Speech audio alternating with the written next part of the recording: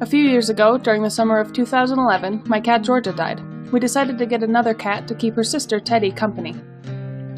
When we went to the pound, we found a tiny little Siamese kitten that we took home with us, and we named her Keiko. My dad also found a little wire-haired terrier puppy that he fell in love with, and managed to talk my mom into getting him too, and we named him Toby. Since Toby and Keiko were young and didn't know that cats and dogs are supposed to hate each other, they got along really well. Teddy, on the other hand, didn't like Toby at all. I mean, neither did Mom or my sister, but they put up with him. Teddy refused to go anywhere near Toby. She even went and hid under my parents' bed for 2 whole weeks.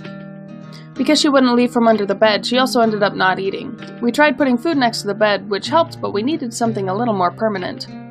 My dad thought that maybe Teddy didn't like Toby because he always wanted to play with her, and Teddy is not a super active cat.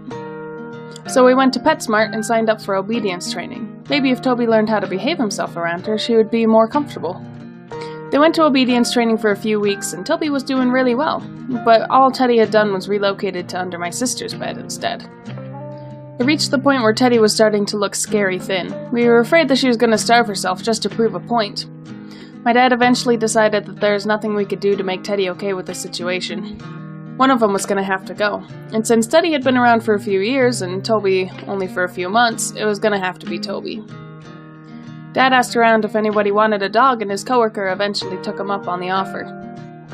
This was going to be a better living arrangement for Toby anyways, since our house had 3 teenagers and 2 parents who worked all day, and he had little kids who could help take care of the dog. Dad's coworker came to take Toby home with him, and Dad said his goodbyes.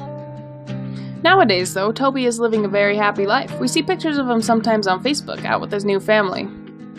Teddy and Keiko had sort of an uneasy truce between them for a while after Toby left. They didn't like each other a whole lot, but they didn't exactly hate each other either. They've recently united against a common enemy, though, Pez, my sister's cat, who moved in about a year ago.